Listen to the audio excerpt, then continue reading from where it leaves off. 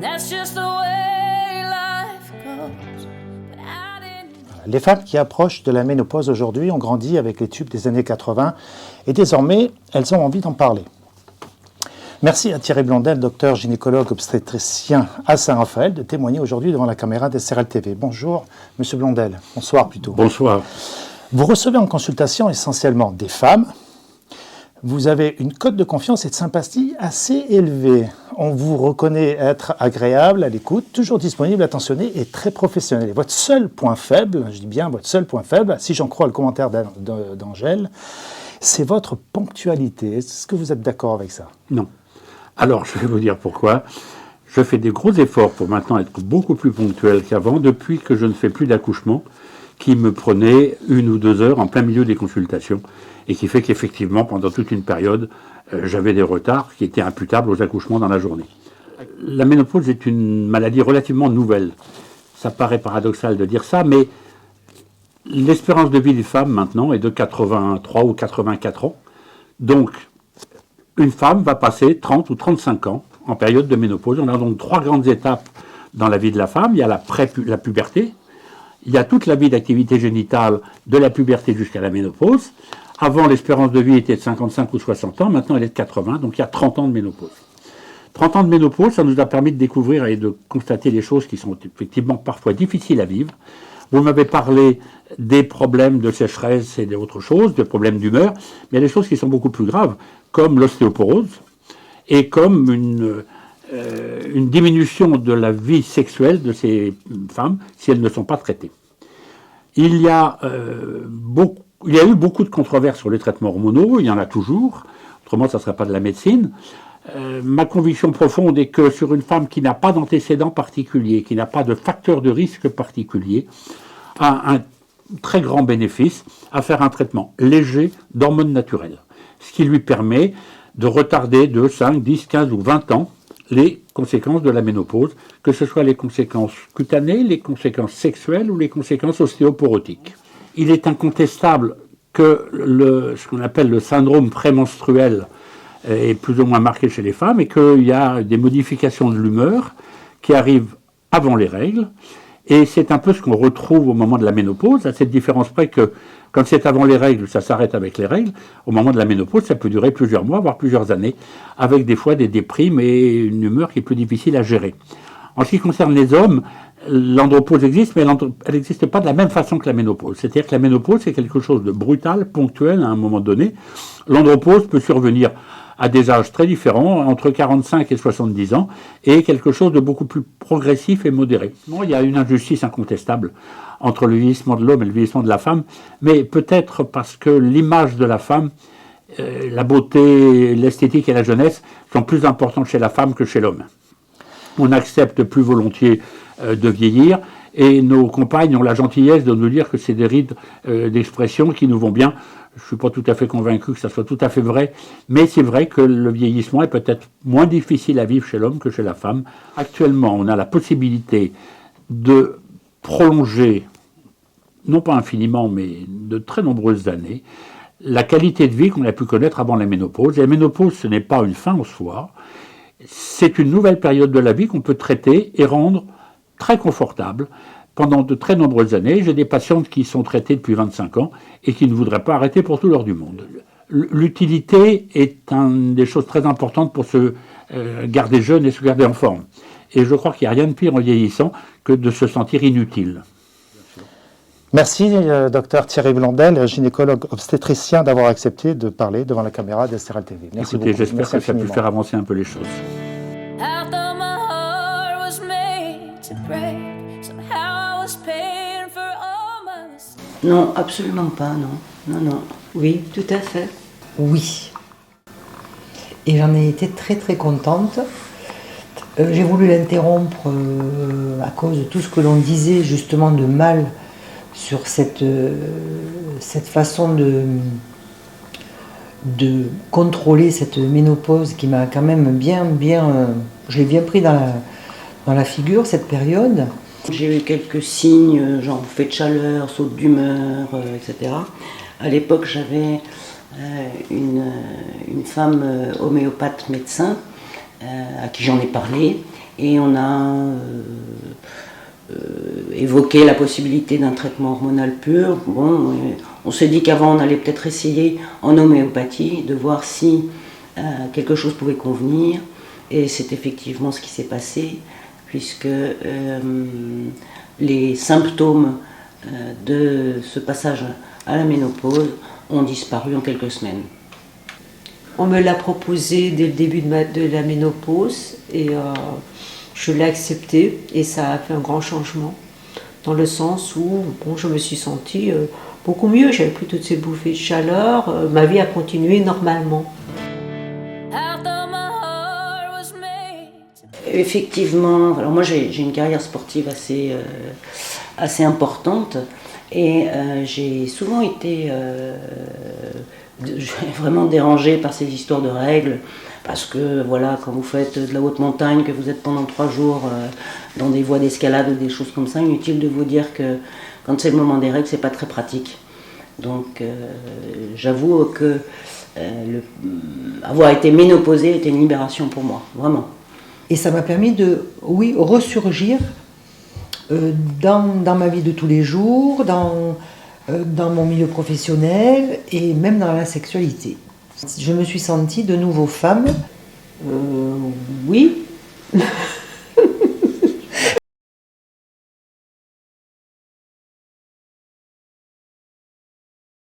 Tout ça, ça dépend du degré d'obscurantisme qui règne autour de la partie physiologique. C'est-à-dire que on peut imaginer que lorsque on ne comprend pas les choses, on leur accorde un certain pouvoir, qu'il soit positif ou négatif. Et puis lorsqu'on le comprend, et là pour le coup vraiment physiologiquement, ce que sont les règles et à quoi ça sert, à mon avis ça dédramatise complètement le côté obscur, justement. Je pense quand même, oui, quelque part, je pense. Tout dépend, bien sûr, dans quelle civilisation vous vous trouvez, tout dépend de l'éducation que vous avez reçue, tout dépend aussi, peut-être aussi de certaines formations que vous faites, de vos études, qui vous permettent peut-être d'en apprendre davantage, de vous documenter davantage. Mais aussi, je crois qu'aujourd'hui, les femmes, ou enfin du moins la société, a beaucoup plus tendance à parler des choses qui étaient tabous par le passé. On a plutôt tendance à vouloir connaître ce que l'autre pense. On a plutôt tendance à vouloir partager ses inquiétudes. Qu'auparavant, ce n'était pas le cas. Je prends la génération, par exemple, de ma maman. Il ne fallait surtout pas parler de ce genre de choses, de la sexualité. Alors, parler avant la ménopause, pendant ou après la ménopause, il ne fallait même pas en parler. C'était des sujets vraiment qui étaient à la limite du tabou.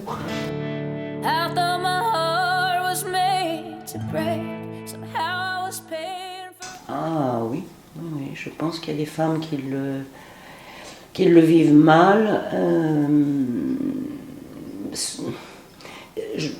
Probablement parce que ça dépend aussi du sens qu'elles donnent à leur vie de femme. Une personne me dit ça, j'ai bon, cette personne, elle n'a rien compris. Parce que bon, moi personnellement, je rirais plutôt de cette façon. Si c'est pour essayer de m'agresser, ça ne me toucherait pas, je ne vous cache pas. Au contraire, ça dévaloriserait plutôt la personne. Ça voudrait dire que la vie est finie, qu'on n'est plus bonne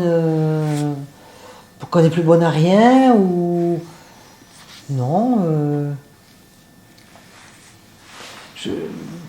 Moi, c'est pas mon cas. Franchement, ma ménopause, je la vis bien. Voilà.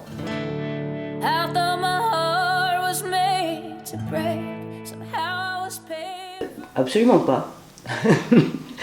Il n'y a pas très longtemps, un charmant jeune homme de 40 ans et quelques je dirais pas il m'a fait des avances, c'est pas tout à fait ça c'est pas romantique, mais a semblé extrêmement sensible à mon charme de ménopausée. Eh bien, je vais vous dire le contraire. C'est que plus je vieillis, plus j'attire les hommes plus jeunes. Donc, non, je crois que tout dépend de la manière dont vous gérez votre propre vie. Si à 40 ans vous êtes déjà vieux, plan, forcément que vous attirerez des personnes plus âgées. Mais si à 60 ans, bon moi j'ai 62 ans, si à 62 ans vous avez toujours un dynamisme, une vitalité, vous avez de l'entrain dans ce que vous faites, vous êtes souriant, vous êtes intéressant, mais vous attirez des gens de tout âge, aussi bien jeunes que vieux. Oh, ben dans mon cas, j'aime bien être... j'ai la chance de fréquenter un milieu assez large, des hommes de 50 ans, de 60 ans, de 70 ans. Et j'avoue que quand ce sont ceux entre 50 et 60 ans qui me regardent, oh, je suis toute flattée. Et si on m'invite à danser, ça me flatte. I thought my heart was made to break. Somehow I was paid for. Oui. Après, j'essaye de me placer à l'inverse.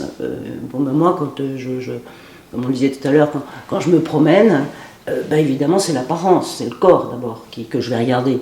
D'abord parce que dans la rue, on ne parle pas à tout le monde, et que donc la première chose qu'on voit, c'est un corps, c'est une enveloppe.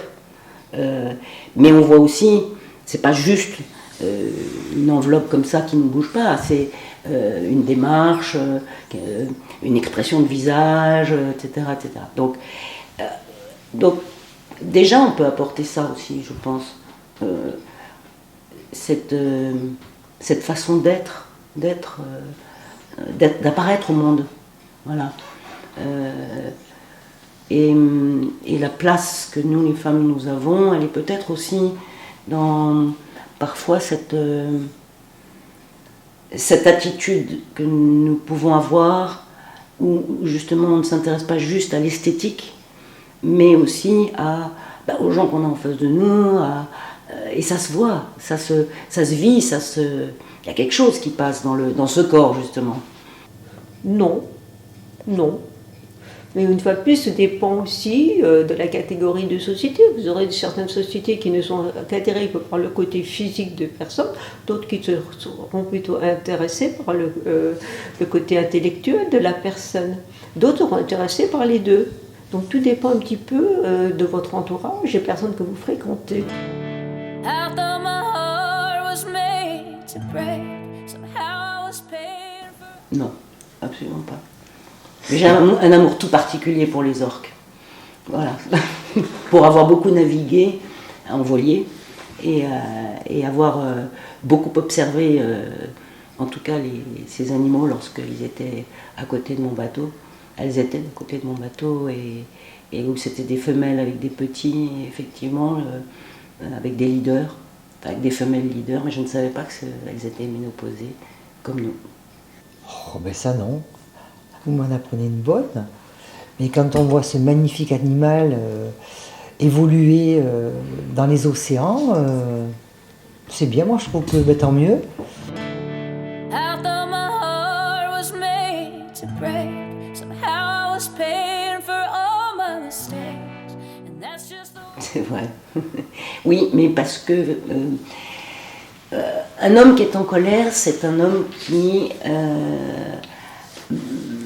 manifeste une certaine capacité à être, alors je vais employer le mot violence, qui a été beaucoup employé, mais c'est une violence qui est au fond momentanément utile aux chasseurs. C'est-à-dire que quelqu'un qui irait chasser avec un livre de poésie à la main, à mon avis, ça n'a pas du tout fonctionné.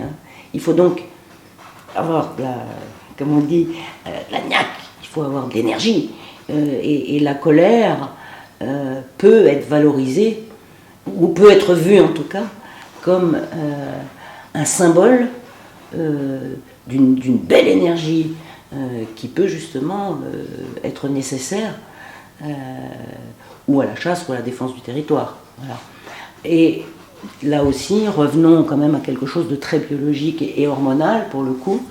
il n'est pas dans le rôle des femmes de défendre le territoire ou d'aller à la chasse. Même si aujourd'hui, effectivement, tout le monde travaille, les femmes travaillent, bon, c'est ce que j'appelle aller à la chasse, hein, pas plus à la chasse au mammouth là. Pour l'instant, ce n'est pas passé dans les mœurs encore. On a un petit peu l'impression que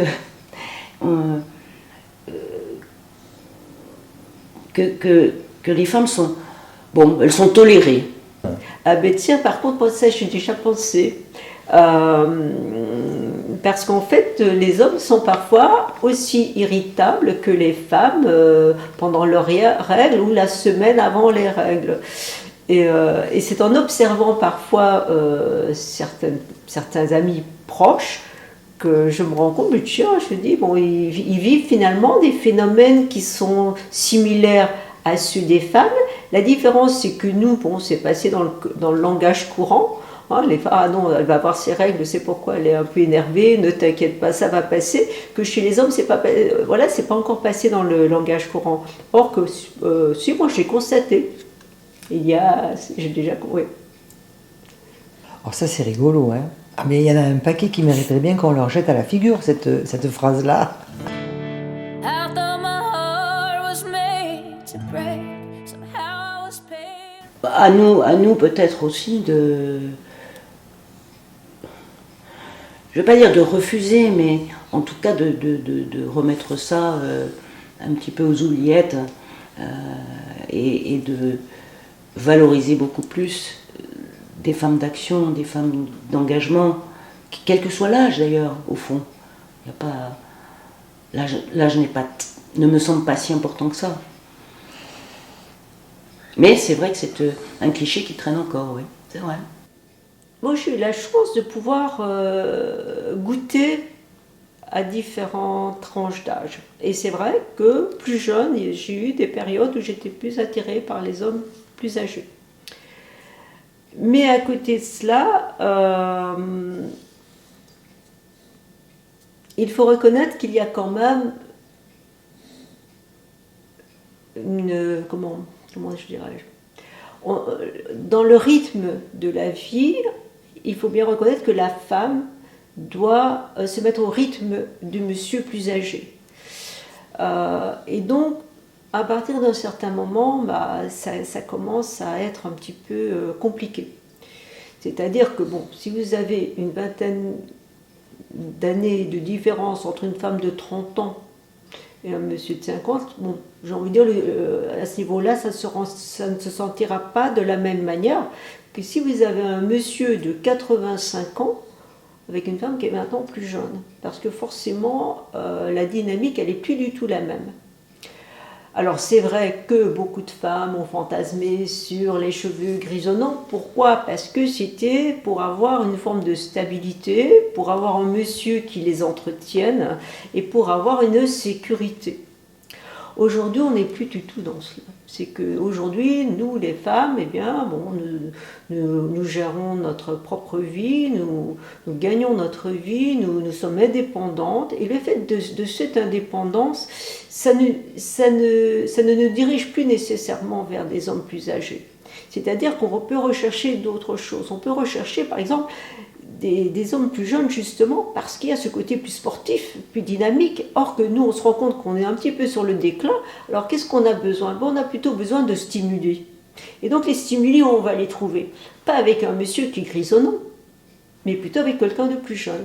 Et malheureusement, c'est tout à fait réel, parce que souvent, quand on voit un homme de la soixantaine avec une femme de 40 ans, on trouve ça tout à fait normal.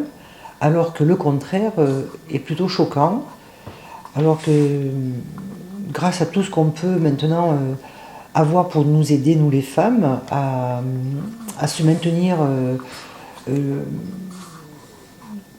jeunes et dynamiques et avec un bon sens de l'humour et un caractère stable, on peut aussi fréquenter des hommes de quelques années de moins que nous.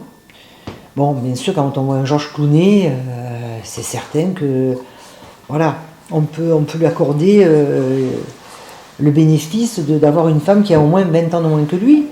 Mais bon, heureusement que tous les hommes ne sont pas dans ce cas-là, et quelques-uns sont très heureux d'avoir une femme d'expérience, et justement avec une ménopause qui se passe bien, et ça fonctionne. I thought my heart was made to break. Somehow I was paying for all my mistakes. And that's just the way. Oh là, c'est réducteur ce truc-là. C'est complètement réducteur. Moi, je pense qu'on apprend à vivre toute sa vie. Et je suis pas sûre qu'on apprenne à mourir. Ou alors, d'abord, je vois même pas ce que ça veut dire apprendre à mourir.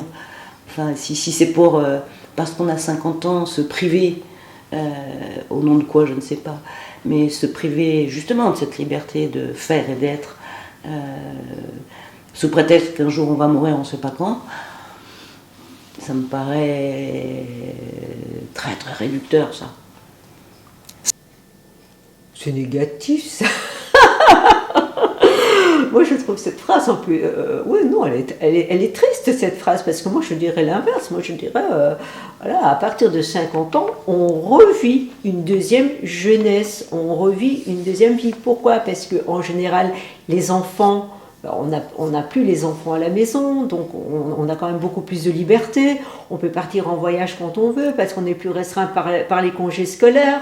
Moi, je ne suis pas d'accord avec la phrase, pas du tout. Non, je ne suis pas d'accord qu'on apprend à mourir. Non. Moi, je pense que de 50 ans, à partir de 50 ans, d'accord, on a appris à vivre, mais on continue à vivre. Et peut-être mieux qu'avant. I thought my heart was made to break.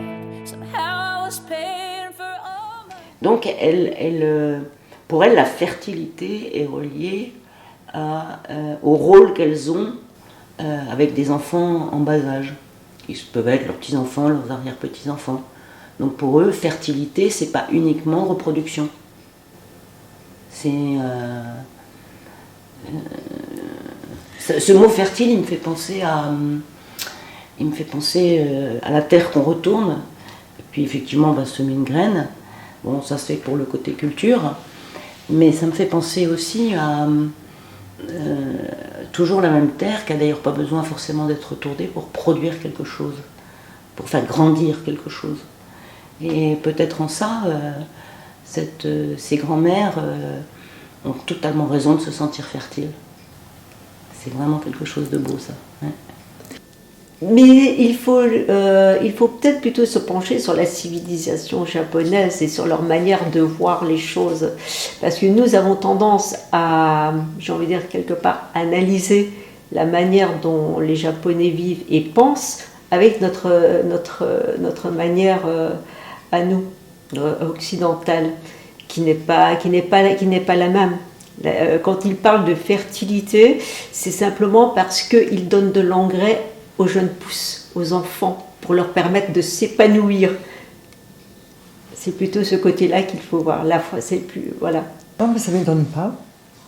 Parce que moi, dans mon cas, je n'ai pas eu moi-même d'enfant. Et ça ne m'a pas porté préjudice sur ma vie donc de femme. Et en fait, je n'ai été que tata. Toute ma vie, je me suis entendue appeler tata, tati, parce que j'ai eu la chance d'avoir des sœurs autour de moi qui ont eu des enfants, qui ont eux-mêmes eu des enfants. Et j'avoue que j'ai parcouru toutes ces générations, puisque je suis arrière-grande-tante, et tous ces pitchounets qu'il y avait autour de moi, j'ai réussi à les accompagner au fil des années. Et j'avoue que depuis la ménopause, je m'intéresse plus encore à tous ces petits qui arrivent. Et je suis de plus en plus intéressée de tous ces petits bouts de chou qui évoluent autour de moi et qui m'apportent beaucoup d'amour, beaucoup de bonheur. Et je sens que je leur apporte aussi beaucoup. Parce que leur tata, je sens que c'est quelqu'un d'important pour tous ces petits. Et ça ne me fait plus peur. Alors qu'avant, justement, c'était plus difficile pour moi. Maintenant, je me sens une vraie tata qui accompagne toute cette petite troupe avec beaucoup de plaisir. Et j'ai l'impression de leur apporter quelque chose.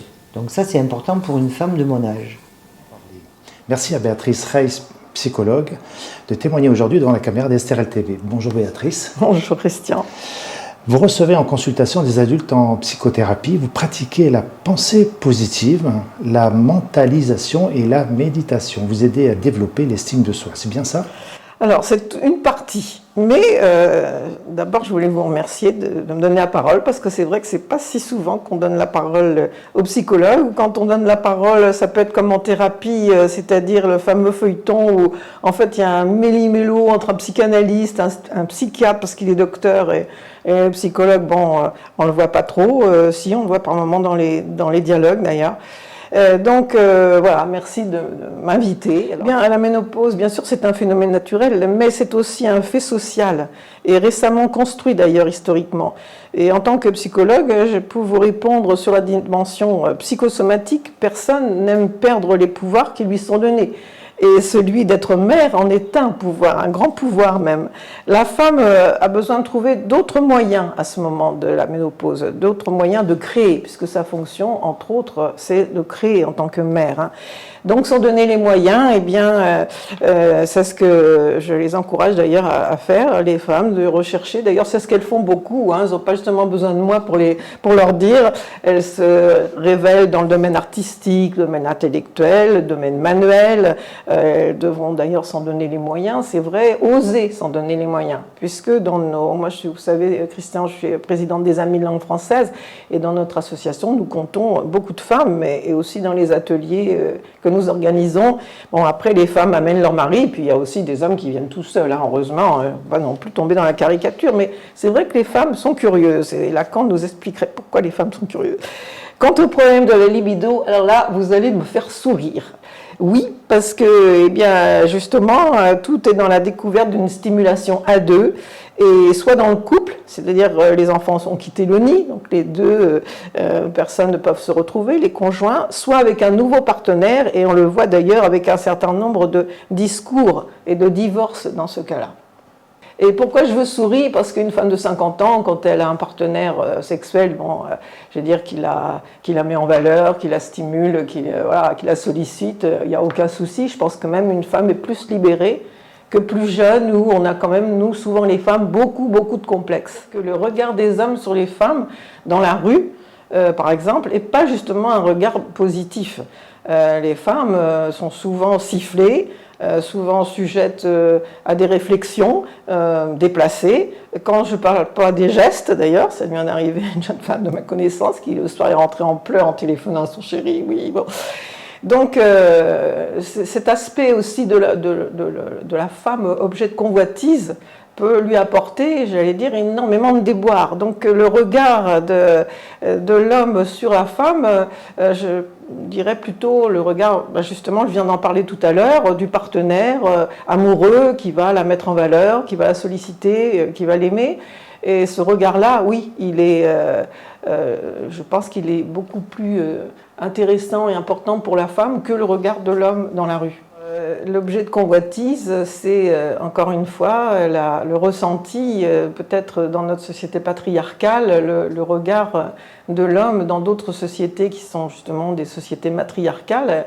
Il n'y a pas cette approche un peu, j'allais dire, misogyne ou machiste de la femme en tant que corps, qui est réduite, j'allais dire, à son pouvoir sexuel et rien de plus. Bon, on appauvrit dans ce sens-là tout ce qui peut exister dans une relation entre homme et une femme, c'est-à-dire une relation de tendresse, une relation d'écoute, une relation de communication. Et on peut le voir d'ailleurs dans certains couples, quand il n'y a pas de communication, ou une communication qui n'est pas suffisante, les personnes vont se faire la tête, ou vont peut-être tomber dans le mutisme, parce qu'on n'a pas toujours envie de dire à l'autre que ça ne va pas bien, mais le dialogue, justement, la communication, c'est ce qui peut marcher très bien dans un couple et qui peut faire le bonheur de l'être humain. Donc, reconnaître les âges de la vie, c'est-à-dire les avantages de chaque âge de la vie. Et toujours dans notre société patriarcale, passé 50 ans, on peut, j'allais dire, être... on peut vous proposer une retraite anticipée alors que vous avez encore envie de travailler. Enfin, je veux dire, je pense qu'hommes et femmes, quels que soient les deux sexes, sont touchés de la même manière. Arrivé à un certain âge, alors justement, je disais tout à l'heure, l'image de la vieillesse chez nous, bon, c'est pas justement l'image de la mort, n'en parlons pas d'ailleurs, c'est pas justement valorisé, loin de là. Et la retraite, eh bien, dans nos cultures, la vision des personnes vieillissantes, ce n'est pas justement bienveillant. On retrouve ce thème de la vieillesse, de la sagesse, de l'expérience, parce que c'est pas parce qu'on vieillit qu'on devient sage, mais c'est une possibilité dans la vieillesse de devenir sage. Ça vient pas tout simplement. Alors, en fait, le souci souvent, c'est que les femmes, elles n'ont pas confiance en elles. Souvent, la vie, justement tout à l'heure on parlait du poids des dictates, de la vision des hommes sur les femmes, et très souvent elles peuvent en être amoindries au niveau de leur image d'elles-mêmes. C'est-à-dire entre les grands-parents et les enfants, les petits-enfants, il y a les parents. Et le grand-parent, il n'a pas du tout la même position, le même positionnement, c'est-à-dire qu'il n'a pas les mêmes contraintes, il n'a pas les mêmes dictates, il n'a pas la même obligation d'éduquer que les parents. Puisqu'on est sur la ménopause, on est sur l'image de la femme vieillissante, on est sur la perte de la maternité, ce qui est quand même un deuil. Je peux vous dire que là, je suis des personnes en psychothérapie c'est pour ça que votre sujet m'intéressait sur plusieurs aspects, parce que c'est bien d'en parler. Et c'est un deuil pour une femme. La ménopause, c'est un deuil. C'est-à-dire, je l'ai dit tout à l'heure, c'est une perte de pouvoir. Qu'on ait des enfants ou pas, qu'on en veuille encore ou pas, n'empêche que... Alors, vous avez parlé, en effet, de révolution, quelque part, au niveau hormonal, ça, ce qui est tout à fait vrai. Ça l'est beaucoup moins au niveau sexuel. D'ailleurs, la bonne nouvelle, c'est qu'au contraire, je finirai par ça d'ailleurs, les enquêtes montrent que plus les femmes vieillissent, plus elles jouissent. Alors, ne me demandez pas comment, parce que je rentrerai pas j'en sais rien, mais toutes les enquêtes, et vous riez, moi aussi j'ai ri, franchement, la première fois que j'ai lu ça, je me suis dit c'était un gag, mais non, pas du tout. Et donc, je finirai avec le mot de Tirésias, alors Tirésias, c'est le mythe de Tirésias, c'était donc l'époque de Zeus, on va très très loin, mais bon, pourquoi pas. Et comme Tirésias, vous savez que Zeus faisait beaucoup d'entourloupe à son épouse, donc c'était Tirésias qui est souvent le tiré d'affaire, en imaginant des stratagèmes, et comme pour le remercier, Zeus lui dit, je vais te donner un pouvoir, et que veux-tu ? Et Tirésias dit, moi je voudrais être une femme, un petit laps de temps pour savoir comment c'est une femme. Qu'est-ce que ressent une femme. Et donc l'expérience initiatique a lieu, et à la fin, Tirésias revient, et il y a Zeus, j'ai fait mon expérience, et en fait, les femmes jouissent 7 fois plus que les hommes. I thought my heart was made to break. Somehow I was paying for all my mistakes, and that's just the way